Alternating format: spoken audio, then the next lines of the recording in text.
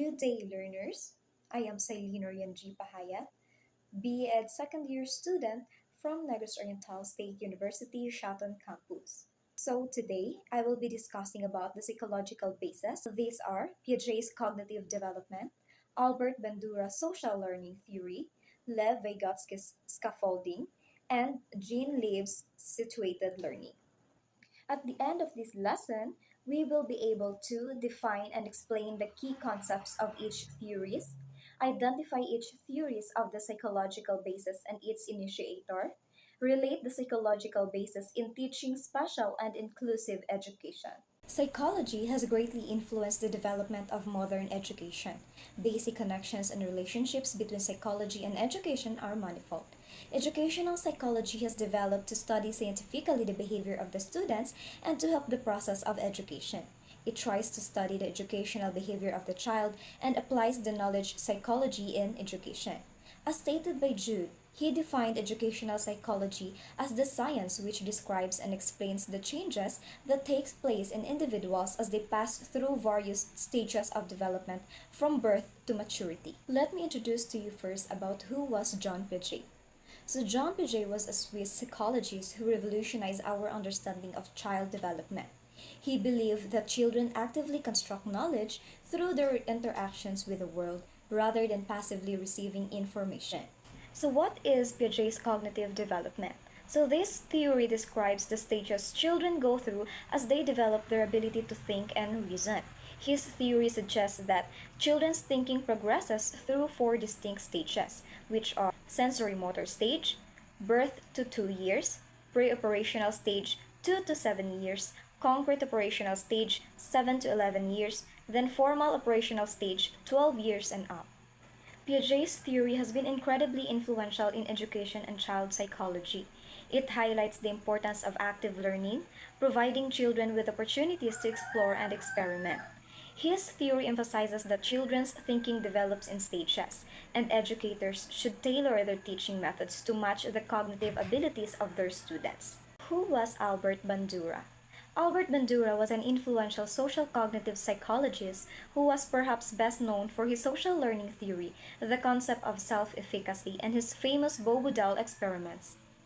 In the 1960s, Bandura became known for his social learning theory, or the SLT. What is social learning theory? Social learning theory was proposed by Albert Bandura, emphasizes the importance of observing, modeling, and imitating the behaviors, attitudes, and emotional reactions of others. This theory also considers how both environmental and cognitive factors interact to influence human learning and behavior. In social learning theory, Albert Bandura agrees with the behaviorist learning theories of classical conditioning and operant conditioning. However, he adds two important ideas. First, mediating processes occur between stimuli and responses. Second, behavior is learned from the environment through the process of observational learning. Mediational process. SLT is often described as the bridge between traditional learning theory or behaviorism and the cognitive approach. This is because it focuses on how mental or the cognitive factors are involved in learning. Bandura believes that humans are active information processors and think about the relationship between their behavior and its consequences. What is observational learning? So, observational learning is a key aspect of social learning theory where individuals learn and adopt behaviors by observing others.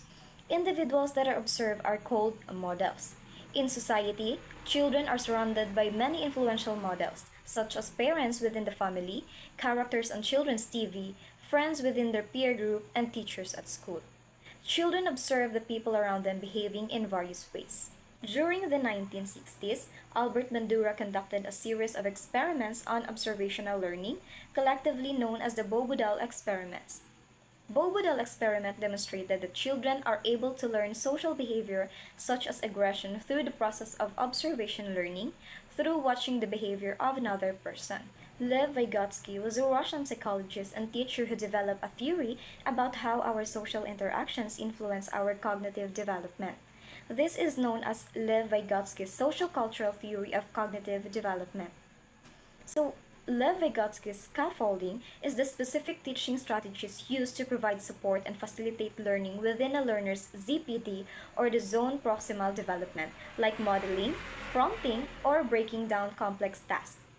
Scaffolding provides a student with a supportive learning environment where they can ask questions and receive feedback.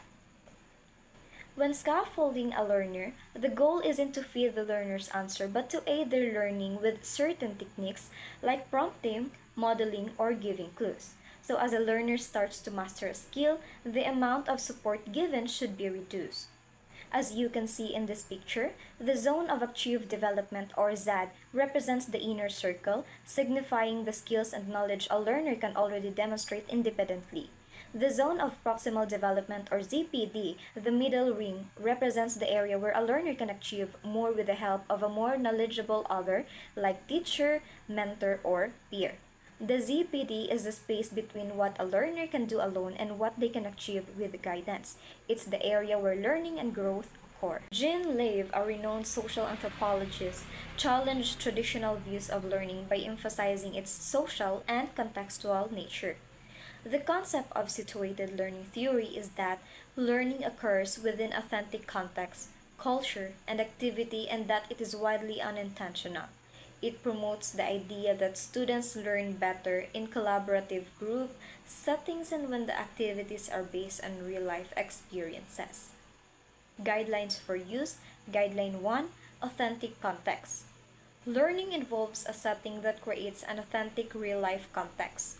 Guideline 2: Legitimate peripheral practice. Scaffolding.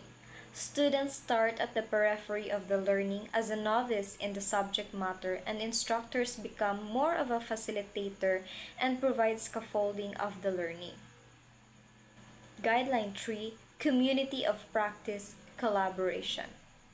Students move from the periphery within the community of practice circle as they learn and collaborate with one another. That's it for today's video, guys. See you in the next one.